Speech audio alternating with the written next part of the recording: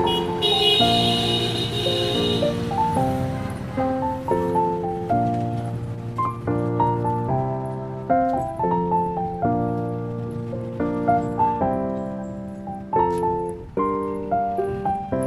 तो बढ़िया रही है, एंट्री तो मस्त लग रही है ना, एंट्री तो अच्छी लग रही है।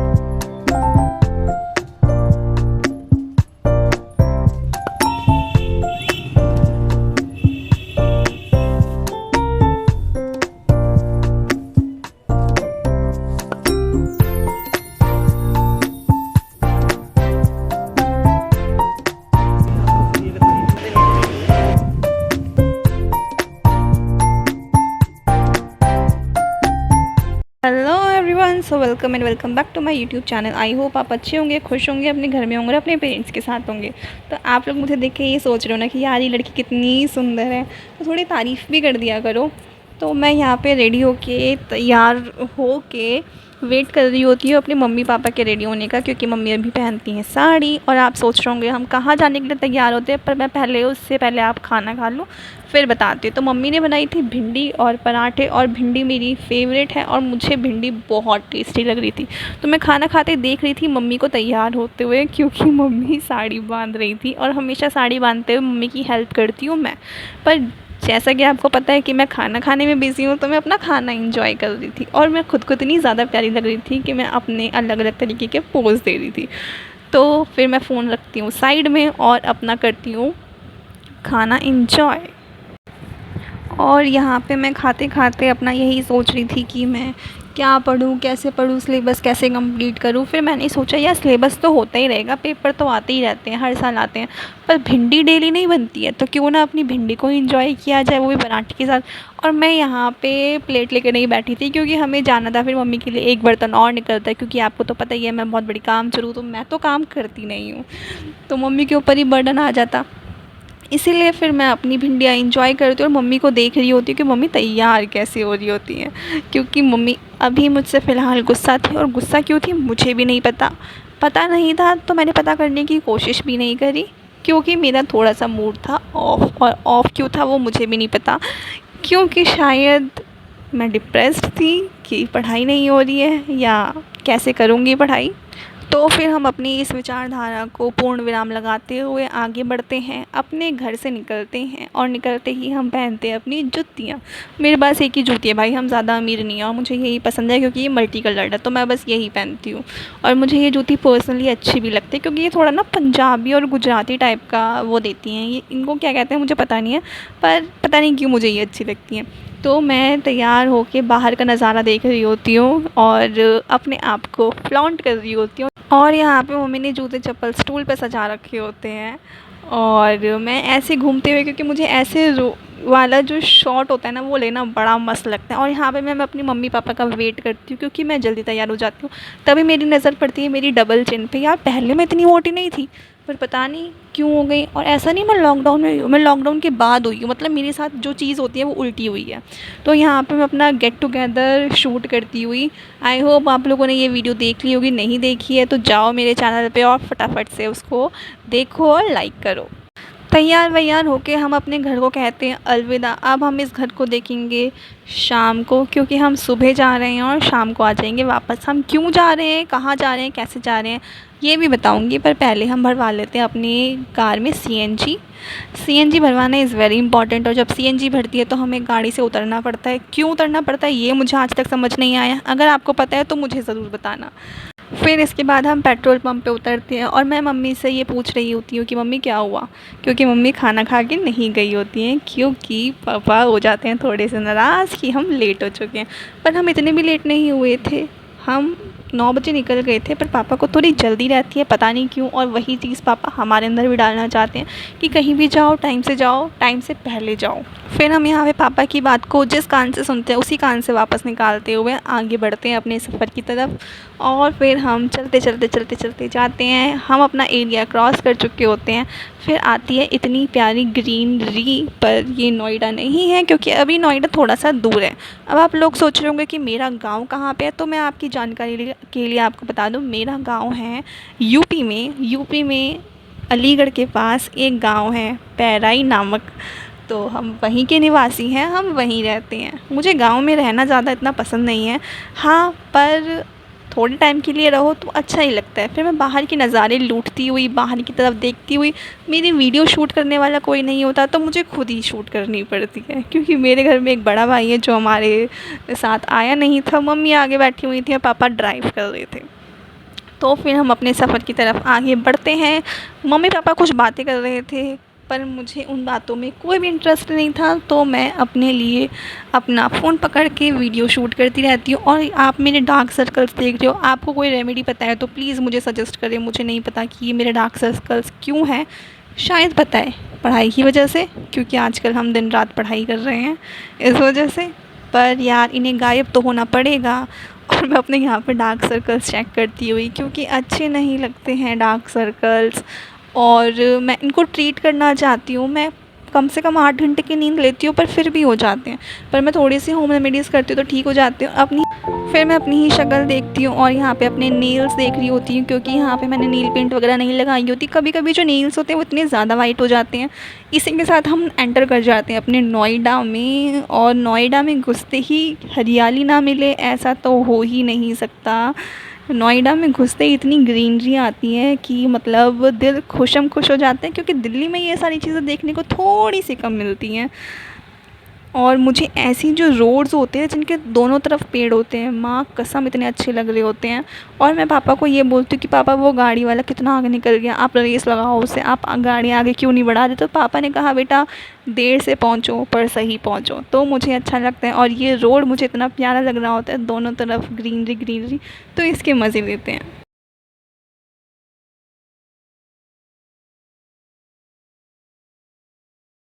ग्रीनरी के मज़े ख़त्म होते हैं, हम दोबारा से आ जाते हैं पेट्रोल पंप पे सीएनजी भरवाने। पता नहीं क्यों आजकल हमारी जो गाड़ी है वो बहुत ज़्यादा सीएनजी खा रही है, तो उसकी जाने होने जाएगी सर्विस। फिर उसके बाद पता चलता है यहाँ पे आते हैं मम्मी को वॉशरूम, और मम्मी कहती हैं कि मुझे बाथरूम करवा के ला। फिर मैं मम्मी को बोलती हूँ कि आप छोटी बच्ची हो जो आपके साथ मैं जाऊँ। पहले एक टाइम था जब मम्मियाँ हमें वॉशरूम करवाने जाती थी, पर अब ये टाइम आ चुका है कि हम मम्मी के साथ जाते हैं। तो इसका मतलब हम बड़े हो चुके हैं। और फिर हम पूछते पाछते पहुंच जाते हैं अपने शौचालय की तरफ, और फिर मम्मी करती हैं वॉशरूम। मम्मी वॉशरूम से निकलने के बाद मुझे बोलती हैं वॉशरूम अच्छा है, तुझे करना है तो तू भी कर ले। और मैं बोलती हूँ नहीं, आपने कर लिया मैंने कर लिया, बात एक ही है, बहुत है। फिर हम चलते हैं अपने गन्ने के रस की तरफ, क्योंकि वहाँ पे एक गन्ने का रस की रेहड़ी लगी होती है जो मुझे पीने का बहुत मन करता है, क्योंकि गर्मी बहुत ज़्यादा थी, सूरज अपनी चरम सीमा पे था और वो हमें झुलसाने की कोशिश कर रहा था। पर हमने अभी अपने मन में ठान लिया था कि हम आपसे पीछे नहीं हटेंगे, हम आपसे डरेंगे नहीं। तो सूरज की गर्मी का सामना करने के लिए गन्ने का जो रस होता है वो हो जाता है इस वक्त बेहद ज़रूरी। यहाँ पे मम्मी भैया को इंस्ट्रक्शंस देती हैं कि भैया ताज़ा जूस ही बनाना, हम रखा हुआ नहीं पिएंगे। तो भैया हमें दिखाते हैं कि ये अभी खाली है, मैं आपके सामने ही निकाल के दूंगा। और यहाँ पे मैं देखने आती हूँ कि सच में जो भगोना होता है वो बिल्कुल खाली होता है। और मम्मी पर्स में से पैसे निकालती हूँ। मम्मी बोलती क्या शूट करती रहती है तो 24 घंटे फ़ोन लेके रहती है हाथ में। तो मैंने कहा मम्मी करने दो यार। और इतनी ही देर में पापा भी आ जाते हैं सीएनजी भरवा के, और इतने ज़्यादा इंतज़ार के बाद फाइनली हमारा जो जूस होता है वो तैयार हो जाता है। तो सबसे पहले वो देते हैं पिताश्री को, क्योंकि वो बड़े होते हैं, पापा पर मुझसे पूछते हैं, मैं कहती हूँ आप पियो। फिर मिलता है मम्मी को, माताश्री को, और उसके बाद आखिरी में मिलता है मुझे। और गन्ने का जूस धूप में पी के इतनी राहत मिलती है जैसे प्यासे को पानी मिल जाता है। और यहाँ पे मैं पीती हुई जूस और उसके मज़े लेती हुई मैं इधर उधर देख रही होती हूँ, पर तभी मेरा ध्यान जाता है कि मैंने तो व्लॉग स्टार्ट किया हुआ है। तो फिर मैं कैमरे की तरफ देखती हूँ, फिर पता नहीं मैं क्या देखने लग जाती हूँ, शायद वहाँ पे एक पपी था तो मैं उसको देखती हूँ। जूस वगैरह पी के गर्मी को मात दे के हम बैठ जाते हैं वापस अपनी कार में और चल पड़ते हैं अपनी मंजिल की ओर। तो अब मैं आपको बता देती हूँ, ये जो आगे चल रहे हैं ये हैं मेरे भैया, ये हैं मेरे पापा, और हम देखने जा रहे होते हैं अपने भाई की शादी के लिए फार्म हाउस। हाँ जी, बिल्कुल सही सुना आपने, मेरे भाई की होने वाली है शादी, जिसकी मुझे बहुत ज़्यादा खुशी है। और उसी के लिए हम लॉन्च देखने जाते हैं, और लॉन्च ये इतना ज़्यादा प्यारा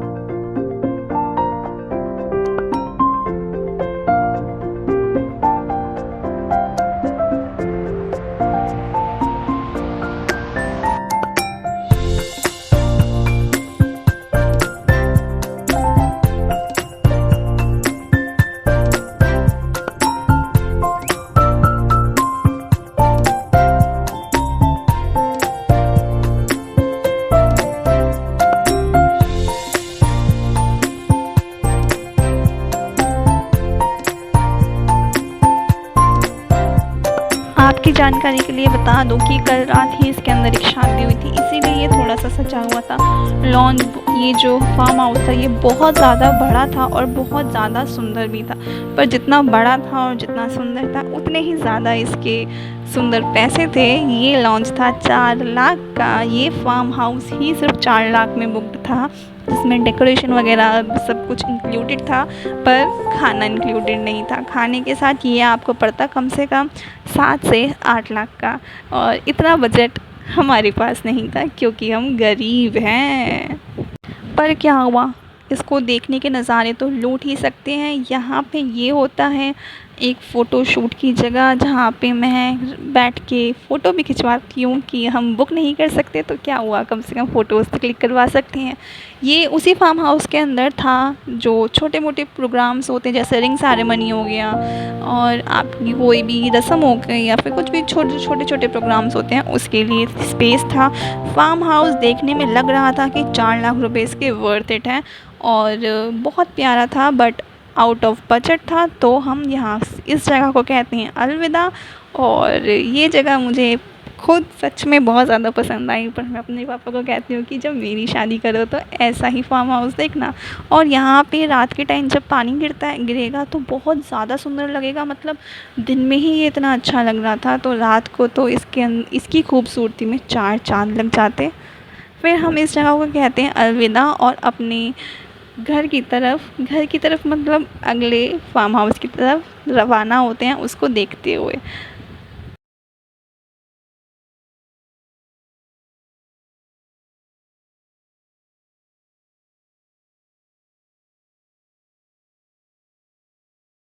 'धूप बहुत तेज़ थी, इतनी ही सी देर में हम हो गए थे पसीना पसीना, और मैंने यहाँ पे थोड़ी-सी फ़ोटोज़ खिंचवाई। फिर हम चल देते हैं इसे अलविदा कहते हुए और दूसरे फार्म हाउस की तरफ। और नेक्स्ट फार्म हाउस आता है ये, जिसका नाम मुझे याद नहीं या मुझे पता नहीं या मुझे दिखा नहीं, पर ये फार्म हाउस हमें इतना कुछ ख़ास लगा नहीं क्योंकि ये बहुत ही ज़्यादा छोटा था। और जैसे कि आप देख सकते हैं कि ये शुरू होते ही ख़त्म था, तो वो पहले वाला हमारी औकात से बाहर था, दूसरे वाला हमारी औकात के अनुसार नहीं था। तो फिर हम इसे बाहर से देख के ही कह देते हैं टाटा बाय बाय। और आप यहाँ पे मेरे भैया का पेट देख लीजिए और यहाँ पे मेरे पापा का पेट देखो, दोनों में कितना डिफरेंस है। पर हम शादी इन भैया की नहीं कर रहे हैं, इनकी ऑलरेडी शादी हो रखी है और इनके 2 बच्चे भी हैं। तो हम अपनी जो ये देखने जा रहे हैं जहाँ पे हम इतनी मेहनत कर रहे हैं, वो है मेरा खुद का भाई।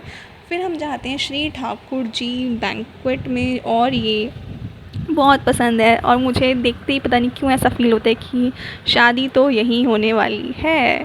तो उसके बाद मैं अपने भाई को बोलती हूँ, भैया को बोलती हूँ कि ठाकुर की शादी ठाकुर बैंक्वेट में ही होगी। अब होगी या नहीं ये तो पापा डिसाइड करेंगे, पर उन्होंने बोला था कि अपनी पसंद बता देना, तो मैं बस यहाँ पे अपनी पसंद बताने के लिए आई थी। अब आप सब लास्ट में बताना कि आपको कौन सा जो फार्म हाउस है या जो बैंक्वेट है वो पसंद आया।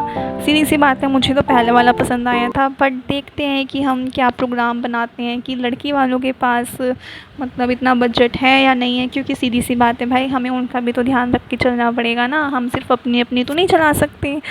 तो हम ज़्यादा पैर भी नहीं चला रहे, और इसके अंदर भी काफ़ी ज़्यादा स्पेस था, मतलब खाने का सिस्टम बिल्कुल अलग था, भीड़ भी नहीं होती, तो ये भी काफ़ी हद तक अच्छा था और लंबा चौड़ा भी था। बस पहले वाले में जो डेकोरेशन थी वो काफ़ी ज़्यादा थी, जो उसको अट्रैक्टिव बना रही थी। इसमें जो थोड़ी सी डेकोरेशन है वो कम है, पर स्पेस काफ़ी ज़्यादा अच्छा था।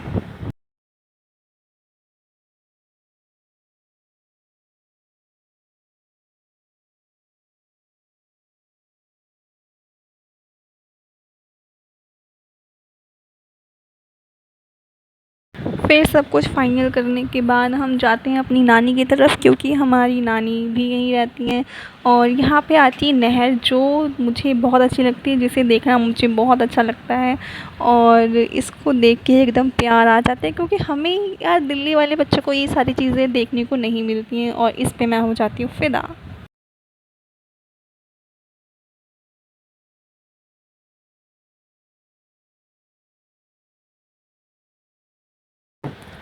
थोड़ा सा ट्रैवल करने के बाद हम पहुंच जाते हैं अपनी नानी के घर। और यहाँ पे नानी ने अभी घर साफ़ किया हो तो यहाँ पे आती हैं हमारी गाय भैंसें, और ये मुझे बड़ी अच्छी लगती हैं। पर मुझे पता चलता है कि अभी छोटी छोटी सी पड़ियाँ हुई है, तो मैं उसको देखती हूँ और फिर हम चलते हैं अपनी नानी जी के पास उनको नमस्ते करने के लिए। और इस उम्र में भी यार मेरी जो नानी है वो इतना ज़्यादा काम करती है ना कि पूछो मत। ये है मेरे मामा और इनका पेड़ देखो जिसको मैं मटका बोलती हूँ।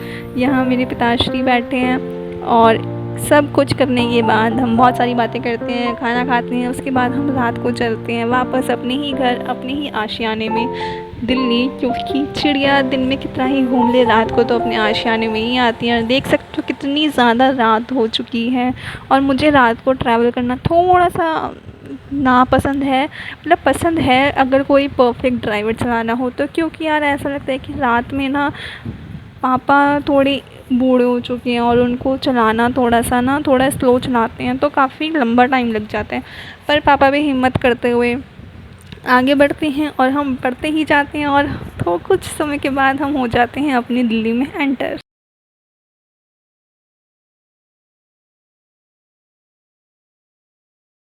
और यहाँ पे मैं अपनी शक्ल देखती हुई, पर यार ये मेरी असली शक्ल नहीं है भाई, मेरी असली शक्ल माँ कसम बहुत सुंदर है। यहाँ पे देख रहे हो मेरे डार्क सर्कल्स कैसे दिख रहे हैं, मतलब निकल निकल के बाहर आ रहे हैं। कोई ना भी देखना चाहे तो भी दिख जाए। खैर यहाँ पे मैं थक चुकी हूँ क्योंकि बहुत ज़्यादा घूमी थी, बहुत ज़्यादा गर्मी थी। और फिर यहाँ पे हम थोड़ी देर गाड़ी रोकते हैं और पापा शायद शीशा साफ़ करने के लिए रुकते हैं यहाँ पे, क्योंकि मम्मी कहती हैं अरे भाई साहब शीशा तो साफ़ कर लो। मम्मी पापा को ऑर्डर देती हैं और मम्मी कहती है क्या ये कैमरा लेके बैठी रहती है। मुझे समझ नहीं आता यार ये मेरी मम्मी हमेशा इतने गुस्से में क्यों रहती हैं। मैं तो कभी बोलती हूँ जब कैमरा ऑन करूँगी ना तो हमेशा ऐसा सड़ा हुआ मुँह बना लेंगी, और जब कैमरा ऑफ होता है तो हंसती रहती है, खिलखिलाती रहती हैं बिल्कुल पांडा की तरह। और मेरी मम्मी का निकनेम मैं आपको बता दूँ वो है पांडा, क्योंकि वो पांडा वाली हरकतें करती हैं भाई सारी, उनकी मम्मी वाली हरकतें नहीं हैं। पर मुझे अपनी मम्मी बहुत अच्छी लगती है क्योंकि हमारे लिए वो बहुत कुछ करती हैं, बहुत सपोर्टिव हैं और बहुत प्यार भी करती हैं। तो फिर हम आगे बढ़ते हैं अपने दिल्ली की तरफ, क्योंकि यहाँ पे थोड़ी सी रोशनी आ गई है तो मैंने सोचा क्यों ना वीडियो शूट कर ली जाए। तो कुछ समय के बाद हम पहुंच जाते हैं अपने घर और यहाँ पे लिखा होता है ग्रेटर नोएडा में आगमन के लिए धन्यवाद। तो हम ग्रेटर नोएडा क्रॉस कर चुके होते हैं और फिर कुछ घंटों की दूरी के बाद हम अपना घर पहुंच जाते हैं। घर पहुंचने के बाद फिर हम वही रेस्ट वेस्ट करते हैं, खाना वाना खाते हैं। खाना हम बाहर से लेके जाते हैं क्योंकि मम्मी के बनाने की हिम्मत नहीं होती, क्योंकि जब मम्मी ट्रैवल करती है तो उनके पैर सूज जाते हैं। क्यों सूज जाते हैं वो हमें भी नहीं पता, इसीलिए मम्मी थोड़ा ट्रैवल करना कम पसंद करती हैं। तो चलो कम से कम एक दिन का तो रिलीफ़ मिला पढ़ाई से। कल से फिर से पढ़ाई शुरू करेंगे अपनी SST TGT SST की तैयारी करेंगे, DSSB की। वापस अपने काम पे लगते हैं कल से। आज का दिन अच्छा गया, बहुत अच्छा गया। गर्मी कम होती तो और भी ज़्यादा मज़ा आता। तब तक के लिए tata bye bye, take care, ध्यान रखो, पढ़ते रहो, मुस्कुराते रहो और अपना टाइम वेस्ट मत करो, क्योंकि ऐसे दिन आपकी लाइफ में बहुत सारे आते हैं कि आप ना चाहती हो भी अपना टाइम वेस्ट कर ही देते हैं। जैसे मेरा आज का दिन रहा, तो मैंने सोचा भी नहीं था कि आज का दिन वेस्ट होगा पर हो गया। इसीलिए अपना टाइम वेस्ट मत करो, जितना हो सके थोड़ा ही सही पर पढ़ो।